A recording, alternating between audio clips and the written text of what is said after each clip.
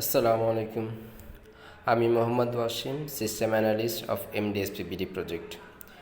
সম্মানিত শ্রোতা এবং MDSP BD ICT monitoring app ব্যবহারকারীদেরকে এমডিএসপি বিডি আইসিটি মনিটরিংয়ের টিউটোরিয়ালের দ্বিতীয় পর্বে আবারও একবার স্বাগতম। পূর্বের টিউটোরিয়ালে আমরা দেখেছিলাম কিভাবে আমরা এমডিএসপি বিডি অ্যাপটি গুগল প্লে স্টোর থেকে ডাউনলোড করে মোবাইলে ইনস্টল করতে পারি। যদি এমডিএসপি বিডি অ্যাপটি ইনস্টলেশনে কেউ কোনো প্রবলেম ফেস করে থাকেন, তবে অনুগ্রহ করে আপনি আমাদের পূর্বের টিউটোরিয়ালটি দেখতে পারেন। ইনশাল্লাহ আপনি প্রপারলি ইনস্টল করতে পারবেন। এখন এই পর্বে আমরা শিখব কিভাবে এমডিএসপি বিডি অ্যাপটি ব্যবহার করার মাধ্যমে আমরা আমাদের ফিল্ডের যাবতীয় কার্যক্রমের একটি শর্ট রিপোর্ট আমরা হেডকোয়ার্টারকে পাঠাতে পারি। তাহলে শুরু করা যাক। আমি এমডিএসপি বিডি অ্যাপটি অলরেডি ডাউনলোড করে ফেলেছিলাম। সো এখন আমি এমডিএসপি বিডি অ্যাপটি জাস্ট অন করলাম। আমি এখানে দেখতে পাচ্ছি একটি লগইন অ্যাক্সেসের লেআউটটা এসেছে। এখন লগইন অ্যাক্সেস বলতে আপনারা যারা MDSP BD ICT monitoring app use করেন অথবা যারা ইউজ করতে চাচ্ছেন, তাদের অবশ্যই একটি ইউজার আইডি পাসওয়ার্ড দেওয়ার মাধ্যমে অ্যাপে প্রবেশ করতে হবে। এখন ইউজার আইডি পাসওয়ার্ডটা কি? ইউজার আইডি আমাদের এমডিএসপি বিডির আইসিটি মনিটরিংয়ের ইউজার আইডি পাসওয়ার্ডটি হচ্ছে এই প্রজেক্টে যারা যে প্রতিষ্ঠান থেকে কর্মরত আছেন তাদেরকে সেই প্রতিষ্ঠান থেকে একটি ইউজার আইডি অথবা এমপ্লয়ি আইডি দেওয়া হয়েছে আশা করছি। সো সেই এমপ্লয়ি আইডি এবং পাসওয়ার্ডটি ব্যবহার করে আপনি অ্যাপে প্রবেশ করতে পারেন।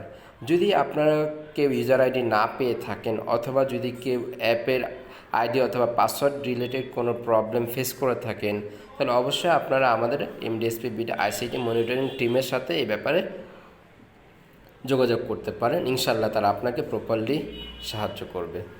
সো আমি এখন আমার ইউজার আইডি পাসওয়ার্ড দিয়ে অ্যাপে প্রবেশ করে পরবর্তী জাতীয় কার্যক্রম পরিচালনা করব।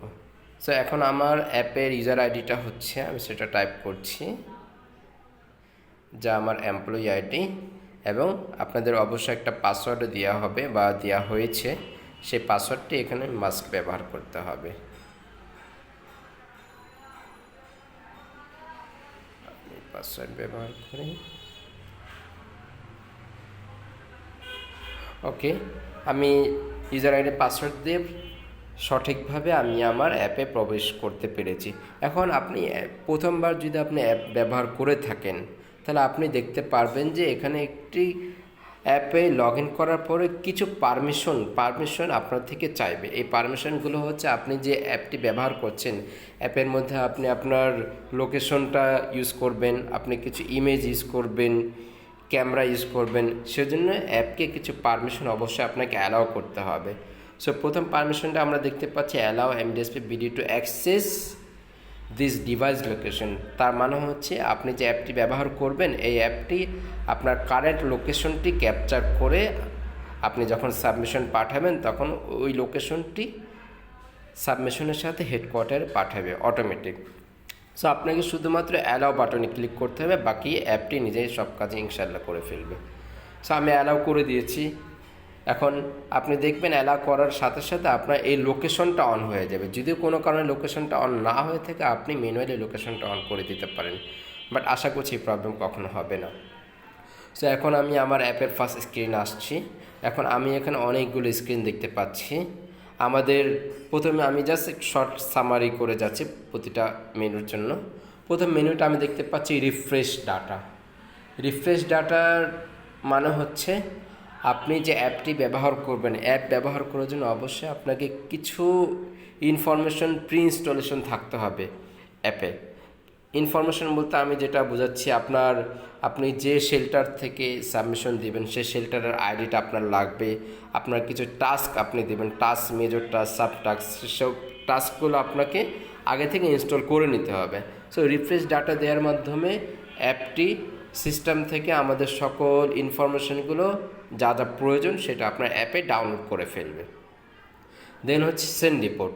এই সেন্ড রিপোর্টস মেনুর মাধ্যমে আপনি অ্যাপ থেকে হেডকোয়ার্টারে সাবমিশন পাঠাতে পারেন। ফুল প্রসেসটা আমি নেক্সট স্টেপে যাব। এখন আমি সামারি করে যাচ্ছি।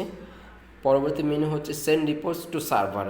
এই মেনুটি হচ্ছে আপনি যখন উপরে সেন্ড রিপোর্ট বাটনে ক্লিক করে আপনি একটি ফর্ম ফিল আপ করলেন, যে ফর্মে আপনি আপনার শেল্টার রিলেটেড ইনফরমেশান দিয়ে হেডকোয়ার্টার পাঠাবেন, সেই ফর্ম ইনফরমেশন সাবমিট করার পরে সেটা সরাসরি আপনি সার্ভারে পাঠাবেন না, সেটা আপনি আপনার মোবাইল স্টোরেজে সেভ করা অবস্থায় থাকবে।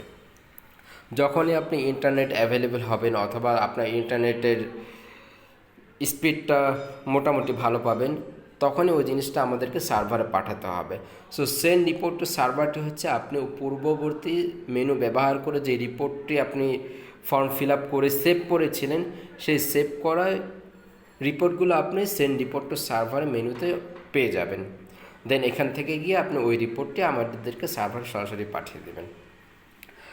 পরবর্তী হচ্ছে আপনার কমেন্টস ফ্রম HQ। এটা হচ্ছে আপনি যে সাবমিশন পাঠিয়েছেন, এখন ওই সাবমিশন রিলেটেড আপনাকে বিভিন্ন ফিডব্যাক আসতে পারে ফিল্ড থেকে, তার রিপ্লাই আপনাকে দিতে হতে পারে।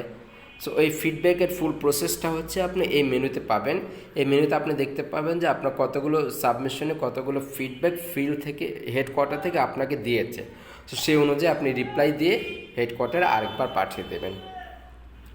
সাবমিটেড ফর্মটি হচ্ছে আপনার জাস্ট আপনি যতগুলো সাবমিশন এই পর্যন্ত করেছেন, অল সাবমিশনের লাস্ট 7 days এর সাবমিশনটা আপনি এখানে স্টোরেজে পাবেন, যা আপনি সাকসেসফুলি সেন্ড করেছিলেন হেডকোয়ার্টারে। দেন হচ্ছে রিসোর্সটা হচ্ছে আপনি উপরে যেভাবে আমরা দেখতে পেয়েছি সেন্ড টু রিপোর্টে আপনি একটা ফর্ম ফিল আপ করে সাবমিশন পাঠাবেন হেডকোয়ার্টারে, সেম একইভাবে রিসোর্সে হচ্ছে আপনি রিসোর্স রিলেটেড সাবমিশনও ইন্ডিভিজুয়ালি পাঠাতে পারেন। রিসোর্স রিলেটেড সাবমিশন বলতে আপনার ম্যাটেরিয়াল রিলেটেড সাবমিশন পাঠাতে পারেন, ফিল্ডে ম্যাটেরিয়াল কোনো প্রবলেম আছে না, জাস্ট এই টাইপের কিছু রিপোর্ট যদি আপনি পাঠাতে চান, সেটা আপনি রিসোর্স ব্যবহার করে আমাদেরকে পাঠাতে পারেন। এখন রিসোর্স সেন্ড টু সার্ভার হচ্ছে পূর্বের মেনু অনুযায়ী আপনি রিসোর্সটা যখন ফিল আপ করবেন, ফর্ম ফিল আপ করে যে সেভ করবেন, সেভ করার পরবর্তীতে সেই রিসোর্সের সাবমিশনগুলো আপনার রিসোর্স সেন্ড টু সার্ভার লিস্টে থাকবে। দেন এখান থেকে আপনি সিলেক্ট করে আপনি সার্ভারে সরাসরি পাঠাতে পারেন। তারপর হচ্ছে ক্লিয়ার অল ডাটাটা হচ্ছে আপনি এ পর্যন্ত যতবার অ্যাপ ইউজ করেছেন, প্রতিবার অ্যাপ ইউজ করার সময় আপনি দেখতে পেয়েছেন যে আপনি সাবমিশন পাঠানোর সময় কিছু ছবি ক্যাপচার করেছিলেন, কিছু ডাটা আপনি ফর্ম ফিল আপ করেছিলেন, এই সকল ছবি ডাটাগুলো আপনার মোবাইলের লোকাল স্টোরেজে সেভ করা অবস্থায় থাকে। সো আপনার যদি অনেক দিন ইউজ করার পরে যদি আপনি দেখা যাচ্ছে আপনার মেমোরিটা মোটামুটি ফুল হয়ে যাচ্ছে, তখন আপনি ক্লিয়ার অল ডাটা দিয়ে সেই ইমেজগুলো আপনি ডিলিট করে দিতে পারেন। এই ইমেজগুলো মনে রাখতে হবে, এই ইমেজগুলো এই কন্টেন্টগুলো শুধুমাত্র আপনার মোবাইল থেকে রিমুভ হবে, সিস্টেম থেকে না। সো এই রিমুভ করার মাধ্যমে আপনি আপনার মোবাইলে এনাফ স্পেস পেয়ে যাবেন, পরবর্তীতে আপনি নিউ সাবমিশন সহজে পাঠাতে পারবেন। ওকে, ক্লিয়ার অল ডাটার আরেকটি কাজ হচ্ছে যদি আমাদের সিস্টেম থেকে নতুন কোনো ফিচার অ্যাড করা হয়ে থাকে অথবা নতুন কোনো ডাটা অ্যাড করা হয়ে থাকে, তখন আপনাকে শর্টলি অলওয়েজ দুইটি কাজ করতে হবে। একটি হচ্ছে আপনি ক্লিয়ার অল ডাটা দিয়ে আপনি মোবাইলের স্টোরেজটা ক্লিন করবেন, দেন আপনি রিফ্রেশ ডাটা দিয়ে নিউ ফিচারগুলো নিউ ডাটাগুলো স্টোর করবেন। ওকে, লাস্ট হচ্ছে লগ আউট তো আমরা বুঝতেই পারছি, আমরা যদি অ্যাপ থেকে কোনো কারণে লগ আউট হতে চাই, জাস্ট লগ আউট ক্লিক করলে আমরা লগ আউট হয়ে যেতে পারে। এটা আপনার সেফটির জন্য আপনি প্রতিবার লগ আউট করে বের হয়ে যেতে পারেন। কিন্তু যদি আপনার মোবাইলটা শুধুমাত্র আপনি ইউজ করে থাকেন, আপনার মোবাইলটা অন্য কার হাতে না গিয়ে থাকে, তাহলে আমি বলবো আপনি লগ আউটটা প্রতিবার করার প্রয়োজন নেই, আপনি একবার লগ ইন করে প্রতিবার অ্যাপটা ইউজ করতে পারবেন। ওকে, তাহলে সামারি পর্যন্ত। এখন আমরা শুরু করতে পারি কিভাবে আমরা একটি সাবমিশন পাঠাবো। ওকে, সো আমি এখন সেন্ড রিপোর্ট বাটনে ক্লিক করলাম। সেন্ড রিপোর্টে গিয়ে আমি এখানে দেখতে পাচ্ছি যেখানে একটা ফিল্ড আছে, যেখানে আমাকে আমার যে শেল্টার থেকে আমি রিপোর্ট পাঠাবো সেই শেল্টার আইডিটা এখানে আমাকে দিতে হবে। সো আমি এখানে আমাকে যে কোনো একটি শেল্টার আইডি আপনি সিলেক্ট করতে পারেন, যে শেল্টার আইডি থেকে আপনি সাবমিশন পাঠাবেন। এটা হচ্ছে যেখান থেকে সাবমিশন পাঠাচ্ছেন সে ওখানকার ওই শেল্টার আইডি দিবেন। আমি ডেমো আকারে যে কোনো একটা শেল্টার আইডি এখানে টাইপ করি, আপনি আপনার প্রয়োজন অনুযায়ী শেল্টার আইডি টাইপ করবেন। আপনি এখানে দেখেন আমি জাস্ট টাইপ করার সাথে নিচে কিন্তু আমার একটা লিস্ট চলে এসেছে শেল্টারের। এই লিস্টটা আসছে যখন আপনি রিফ্রেশ ডাটা দিয়ে ডাটাগুলো স্টোরেজ করেছিলেন, তখন এই লিস্টটা অটোমেটিক চলে আসছে। যার জন্য আপনার ইন্টারনেটের প্রয়োজন নেই এখন আর। সো আমি এখন চাইলে আমার ইন্টারনেট অফ করে এই কাজটি করতে পারি, ফুল সাবমিশন প্রসেসটা আমি করতে পারি। এখন আমি যে কোনো একটা সাবমিশন আমি সাপোজ সিটিজিপি 1506 একটা শেল্টার চুজ করলাম, যে শেল্টারে আমি সাবমিশন পাঠাবো। শেল্টার চুজ করা শেষ, আমি এখন নেক্সট আইকনে ক্লিক করব, নেক্সট। তারপর এখানে আমি দেখতে পাচ্ছি আমি কোন টাস্ক রিলেটেড সাবমিশন এখন পাঠাতে চাচ্ছি। সো যে কোনো একটি টাস্ক আপনি সিলেক্ট করবেন, যে টাস্কের জন্য আপনি এই রিপোর্টটি হেডকোয়ার্টার পাঠাবেন। আমি ইনিশিয়াল ওয়ার্কটি সিলেক্ট করলাম।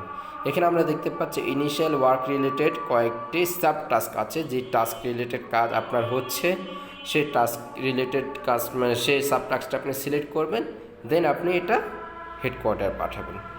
আমি চুজ করলাম, দেন আমি প্রেস করলাম ওকে। আপনি যদি ক্যান্সেলে ক্লিক করেন এটা তাহলে সিলেক্ট হবে না, আপনাকে আরেকবার সিলেক্ট করতে হবে। সো আপনি সিলেক্ট করার পর মাস্ট বি আপনাকে ওকে প্রেস করতে হবে। ওকে, আমার টাস্ক সিলেক্ট হয়ে গেল। আবার আমি নেক্সট আইকনে ক্লিক করলাম। এখানে আপনি আপনার টাস্ক রিলেটেড ডিটেলস এন্ট্রি করবেন, দেন আপনি এটা সাবমিশন পাঠাবেন। আপনি টাস্ক রিলেটেড ডিটেলস বলতে আপনি যে ফিল্ডে যেখানে কাজ করছেন, সাপোজ আপনি যদি রোড ওয়ার্কসের কোনো কাজ করে থাকেন, অথবা আপনি যদি ইনিশিয়াল ওয়ার্কসে যে কাজটা করে থাকেন, ইনিশিয়াল ওয়ার্কস আপনার এই আপনি যখন সাবমিশন পাঠাচ্ছেন তখন ওখানকার কন্ডিশন কী কাজ হচ্ছে বা কী প্রবলেম, এনিথিং আপনি এখানে পাঠাতে পারেন প্রয়োজনীয় ইনফরমেশন দিয়ে। সো এখানে আপনি জাস্ট আপনার ডিটেলস লিখবেন। সো আমি যেহেতু ডেমো আছে আমি জাস্ট একটি কন্টেন্ট দিচ্ছি, টাস্ক রিলেটেড ডিটেলস। ওকে, সো আমি নেক্সট আইকনে ক্লিক করলাম।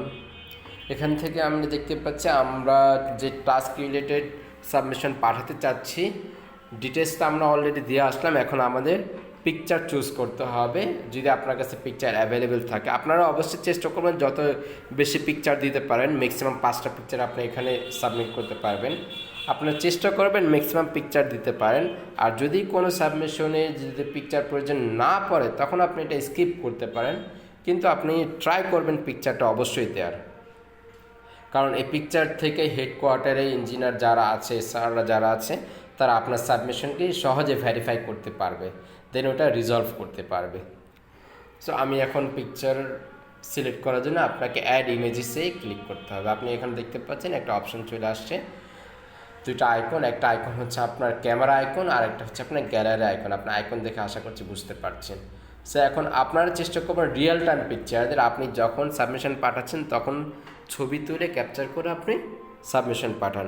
বাট যদি ওই রিলেটেড ছবি যদি আপনি আগে থেকে স্টোর করে থাকেন পাঠানোর জন্য, সো আপনি গ্যালারি চুজ করতে পারেন। সো প্রেফার করবে রিয়েল টাইম পিকচার দেওয়াটা বেটার। আমি এখন ক্যামেরা আইকনে ক্লিক করলাম, দেখেন আমার ক্যামেরা অন হয়ে গেছে। সো এখন আমি জাস্ট যে কোনো একটি পিকচার যেহেতু দিতে হবে, আমি আমার ডেস্কের একটি পিকচার ক্যাপচার করে আপনাকে পাঠাচ্ছি সাবমিশনের জন্য। সো পিকচার ক্যাপচার করা শেষ, আমি ওকে দিলাম। আর একটা কথা, পিকচার আপনারা অবশ্যই চেষ্টা করবেন পিকচারটা যত আপনার পিকচারটি যত কম স্পেস নিতে পারে, কম সাইজের হয়ে থাকে। বেশি বড় যে আপনার যদি খুব ভালো স্মার্টফোন থাকে তাহলে আপনি পিকচার কোয়ালিটিটা ভালো হবে, পিকচার সাইজটা বেশি হবে। সো এই জিনিসটা আপনারা চেষ্টা করবেন যত কম সাইজে পিকচারটা আপনি ক্যাপচার করতে পারেন, সাইজটা কমিয়ে দিতে।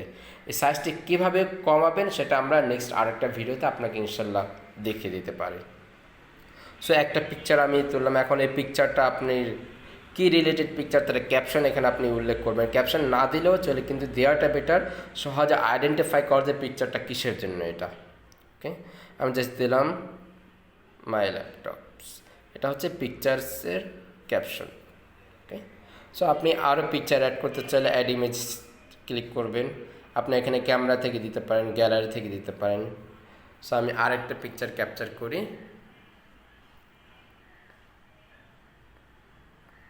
ওকে, সো আমি জাস্ট পিকচারের ক্যাপশন দিলাম। এইভাবে আপনার যতগুলো পিকচার প্রয়োজন 5টার মধ্যে আপনি পিকচার ক্যাপচার করে অথবা গ্যালারি থেকে সিলেক্ট করে আপনি সেন্ড করতে পারেন। এখন আমার পিকচার সিলেকশন দুটোই, আমি পিকচার সিলেকশন শেষ।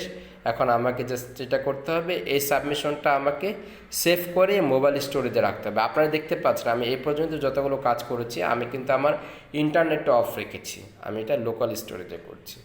সো আপনি এখন সেভ বাটনে ক্লিক করবেন, করার সাথে সাথে এই সাবমিশনটি আপনার মোবাইল স্টোরেজে সেভ হয়ে যাচ্ছে। আমি ক্লিক করলাম, আপনার মোবাইল স্টোরেজে সেভ হওয়ার জন্য এখন আপনি দেখছেন আমি শুরুর দিকে আপনাকে বলেছিলাম অ্যাপকে কিছু পারমিশন দিতে হবে।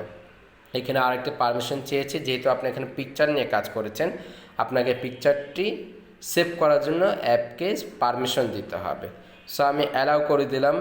এখানে পিক, ফটো, মিডিয়া, ফাইলস ইত্যাদি আপনার ডিভাইসে অ্যাক্সেস করবে এই অ্যাপটি, সেটার পারমিশন চাচ্ছে। আপনি অ্যালাউ দিলে পারমিশন গ্রান্টেড, আপনার সাবমিশনটি সেভ হয়ে গেছে। এবার আমরা দেখতে পাচ্ছি সেন্ড রিপোর্টস টু সার্ভারে কিন্তু 1 নাম্বার চলে এসে, যেটা পূর্বে ছিল না। এটার মানে হচ্ছে আপনি এখন যে সাবমিশনটি সেভ করেছেন সেই সেভ করা সাবমিশনকে এই লিস্ট চলে আসছে। এখন আমি লিস্ট অন করি, আমি এখানে দেখতে পাচ্ছি CTGP 1506 সাবমিশন আমি সেভ করেছিলাম। আমি এখানে যদি ক্লিক করে আমি ফুল ডিটেলস দেখতে পাচ্ছি, আমি কি লিখেছিলাম, কোন কোন টাস্ক রিলেট করেছিলাম, এখানে পিকচার্স, আর উপরে আমরা দেখতে পাচ্ছি আমাদের জিপিএস লোকেশন নিয়েছে। প্রথম দিকে আমরা যখন জিপিএস লোকেশনের জন্য অ্যালাউ করেছিলাম তখন কিন্তু আমাদের জিপিএসটা রিড হয়ে গিয়েছিল। সো জিপিএসের জন্য আমাদের আলাদা কোনো কিছু প্রেস করতে হয়নি। সো এই পর্যন্ত কাজ শেষ আমার লোকাল স্টোরেজের। এখন যদি আমি এই সাবমিশনটি সরাসরি সার্ভারে পাঠিয়ে দিতে চাই তাহলে আমাকে জাস্ট ইন্টারনেটটা অন করে এই সেন্ড আইকনে ক্লিক করলে এটা আমার সার্ভারে চলে আসবে। এখন আরেকটা জিনিস, আপনি যদি সাবমিশন করার পর আপনি যদি ফিল করেন কোনো ইনফরমেশন ভুল হয়ে গেছে, অথবা আপনি ফিল করছেন আমাকে আরও 2-1টা পিকচার অ্যাড করা উচিত, তাহলে আপনি এই সাবমিশনটি এডিটও করতে পারেন। আপনি উপরে দেখছেন একটি পেন্সিল আইকন আছে, এই পেন্সিল আইকনে ক্লিক করলে আপনি এভরিথিং এডিট করতে পারবেন। সো আমি মনে করছি এখন আমার এডিট করার প্রয়োজন নেই, আমি ব্যাক করলাম, আমার সাবমিশনটা ওকে আছে। এখন আমি এটা সার্ভারে পাঠাবো, তাহলে আমাকে ইন্টারনেটটা অন করতে হবে। আমি ইন্টারনেটটা অন করলাম, ওকে, জাস্ট কয়েক সেকেন্ড ওয়েট করতে হবে। আমার ইন্টারনেটটা অন হয়ে গেছে। এবার আমি এই সাবমিশনটা সরাসরি সিস্টেমে পাঠিয়ে দেব। আমি জাস্ট সেন্ড আইকনে ক্লিক করলাম, এখানে কিছু আমার দেখছেন ইমিডিয়েট চলে গেল। কারণটা হচ্ছে আমার ইন্টারনেট স্পিড খুবই ফাস্ট, আর আমি পিকচার চয়েস করেছিলাম 2টা, পিকচারের সাইজটা কম ছিল। সো আপনারা যদি কম সাইজের পিকচার চুজ করেন আর যদি আপনার ইন্টারনেট স্পিডটা খুব মোটামুটি ভালো থাকে তাহলে আপনার সেন্ড হতে খুব বেশি একটা সময় লাগার কথা না। বাট যদি আপনার ইন্টারনেট স্পিডটা খুবই লো কোয়ালিটি থাকে তাহলে এখানে আপনার হয়তো বা অনেক সময় ওয়েট করতে হতে পারে। সেজন্য আপনার উচিত আপনি ভালো স্পিড ইন্টারনেট যেখানে পাবেন সেখানে গিয়ে সার্ভারে সাবমিশনটা পাঠাবেন। ওকে, তাহলে আমার একটি রিপোর্ট আমি MDSP BD অ্যাপ ব্যবহার করার মাধ্যমে কিভাবে সিস্টেমে পাঠাতে পারে সেই জিনিসটা আমি অ্যাপ থেকে শিখে নিলাম আশা করছি। তাহলে আজকে এই পর্যন্তই, ধন্যবাদ। ইনশাল্লাহ নেক্সট কোনো টিউটোরিয়ালে ইনশাল্লাহ আপনাদের সাথে দেখা হবে। আসসালামু আলাইকুম।